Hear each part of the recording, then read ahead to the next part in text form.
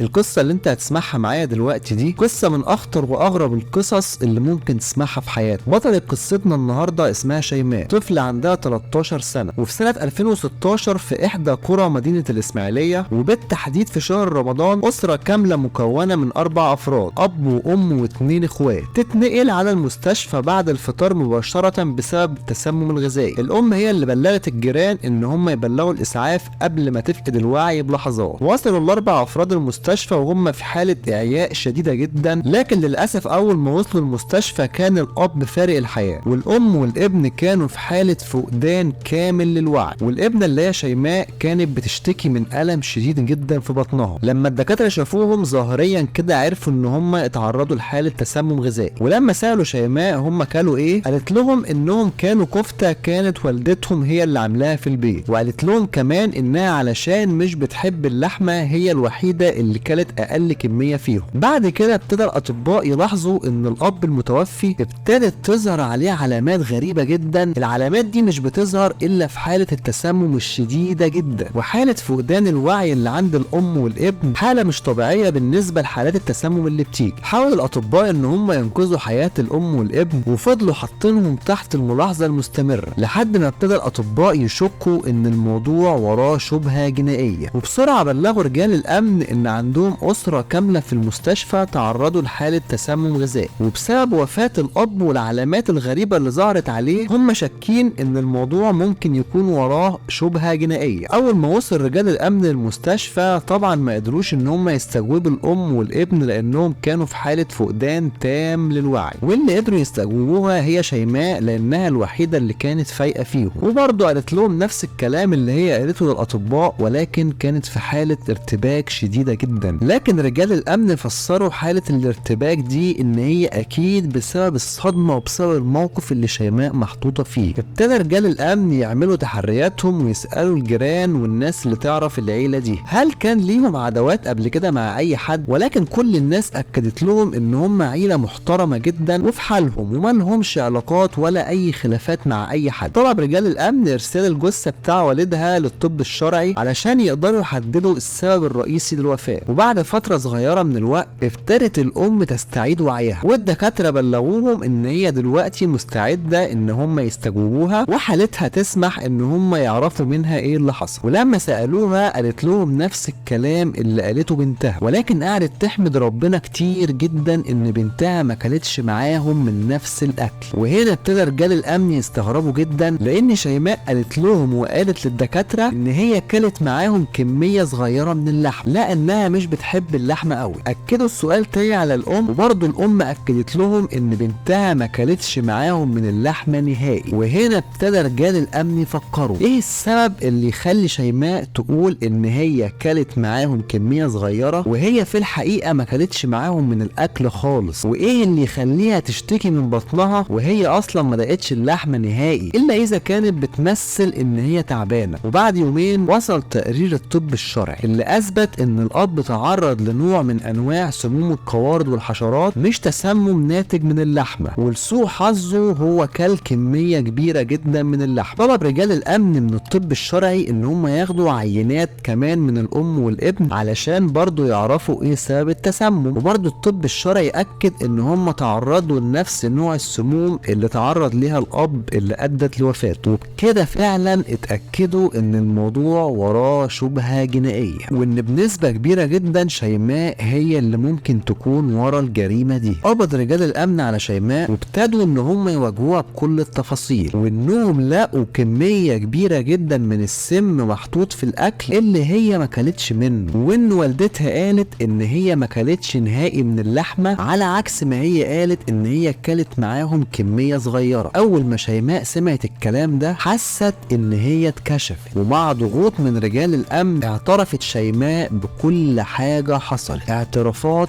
كانت صدمة كبيرة جدا لرجال الامن ولكل الناس. شيماء قالت ان هي فعلا اللي حطت لهم السم في الاكل علشان تخلص منهم كلهم وتعرف ان هي تعيش حياتها براحتها مع فتحي. مين بقى فتحي ده؟ فتحي ده جارهم راجل عجوز عنده 62 سنة، ومن اللحظة دي هتسمع احقر اعترافات ممكن تسمعها في حياتك. فتحي كان بيحب شيماء من وهي عندها 6 سنين، وهم كانوا جيران من زمان جدا، وكان على طول بيدخل عندهم البيت باستمرار. والد شيماء ووالدتها واخوها كانوا شغالين باليوميه، بينزلوا كل يوم الصبح بدري وبيرجعوا اخر اليوم، وشيماء هي اللي بتفضل قاعده في البيت لوحدها طول اليوم. فتحي كان بيشتغل مزارع، ومجرد ما والد شيماء ووالدتها واخوها كانوا بينزلوا الشغل الصبح كان فتحي بيدخل البيت عند شيماء. في البدايه كان بيتحرش بجسمها من الخارج، وطبعا شيماء في الوقت ده كانت طفل عندها 6 سنين ما كانتش فاهمه اي حاجه. ابتدى فتحي يفرجها على افلام اباحيه، وبعد شويه ابتدى ان هو يمارس معاها علاقه شبه كامله، ومع الوقت ابتدى يمارس معاها علاقه كامله. وبما ان اهل شيماء كانوا واثقين في فتحي جدا، فكانوا متاكدين ان هو بيعاملها زي حفيدته بالظبط، ومستحيل كان حد يتوقع ان ممكن تكون حاجه زي كده بتحصل. قعدوا 7 سنين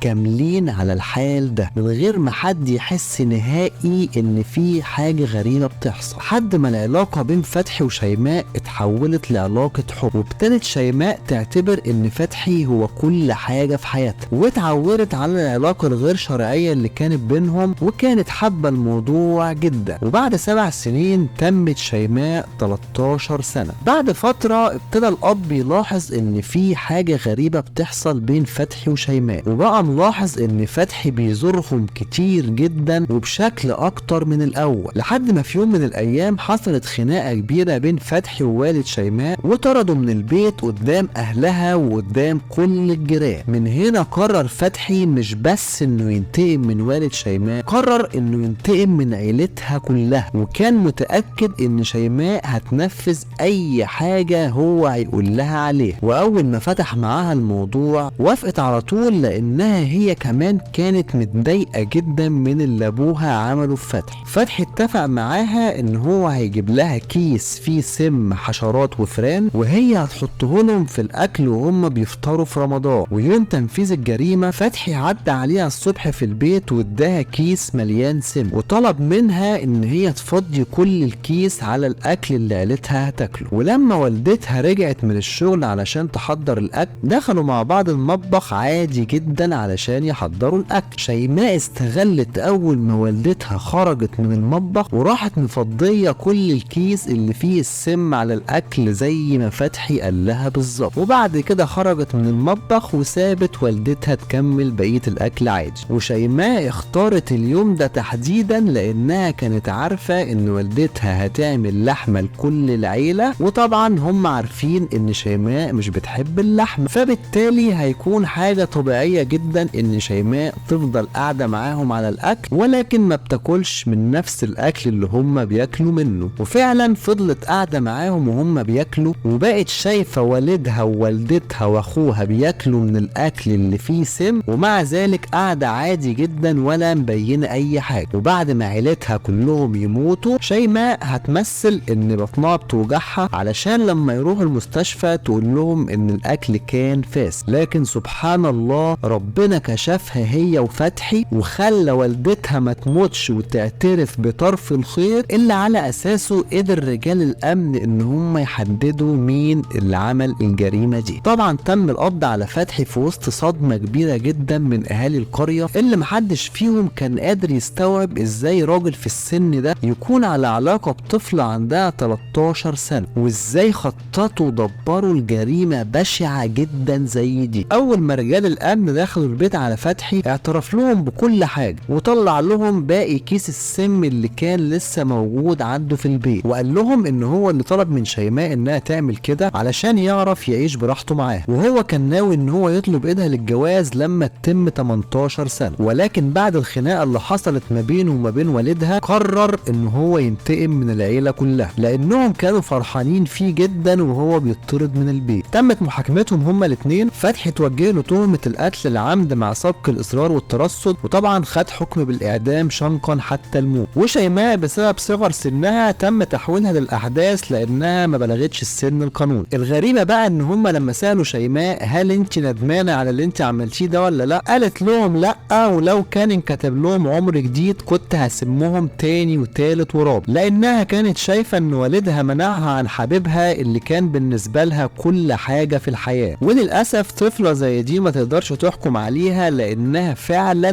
لسه طفلة، ولكن الدرس اللي كل اب وام لازم يتعلموه انهم لو ما خدوش بالهم من عيالهم جامد جدا وركزوا معاهم في كل حاجة في حياتهم، ممكن يظهر في حياتهم واحد حقير زي فتحي ويعمل معاهم نفس اللي حصل بالظبط. ربنا يا رب يحفظ ولادنا جميعا من كل شر، واشوفكم ان شاء الله في حلقة جديدة. سلام.